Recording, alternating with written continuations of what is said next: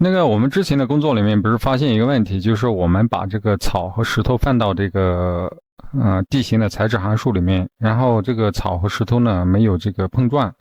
所以呢，今天呢我们来做另外一个就是 PCG 的一个自动生成的一个程序，然后来把这个石头添加一下，然后这个石头就有碰撞了。但是有一个问题的话呢，我们现在石头有碰撞了，然后这么添加以后呢，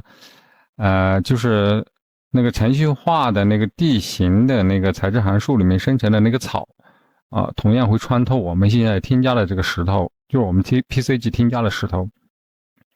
然后我研究了一下，我花了很长时间去研究了一下这个方法有没有办法来解决这个问题。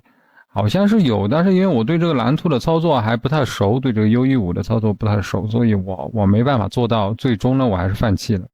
等以后再说吧。然后有一个办法就是咱们都不要用那个地形的这个材质函数去生成草和这些需要碰撞的东西，要不然的话它可能会穿过。还有一个呢，我用了2个 PCG 呢来生成，一个呢来生成这个植被，一个来生成石头，就会导致呢那个就是这个一个 PCG 来生成这个树，一个 PCG 生成石头，然后就会导致这个树还是会穿过这个石头，这是第2个问题，可能需要把所有的植被类的东西、自动生成类的东西统一的加到一个 PCG 里面。但这会有一个问题，就是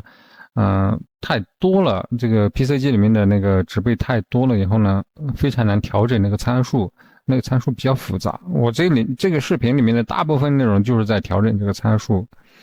还有一个就是这个石头的这个材质会在这个阴影下面会变黑。这个问题可能是因为我之前去调整这个，就是这个草穿透石头的问题导致的，有可能哈。但是后来我发现其实是一个材质出了问题，然后把这个材质改了以后呢，但是未必是好的哈，大家参考吧。反正把这问题解决了，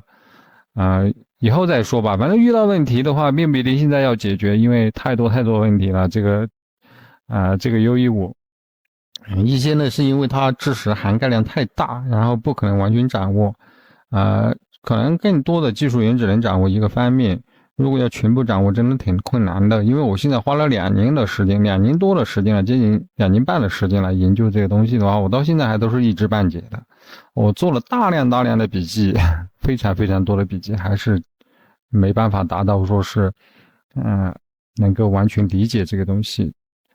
就我还在入门阶段，我总觉得我还在入门阶段。有什么问题我们留言探讨哈，大家沉浸式的观看吧。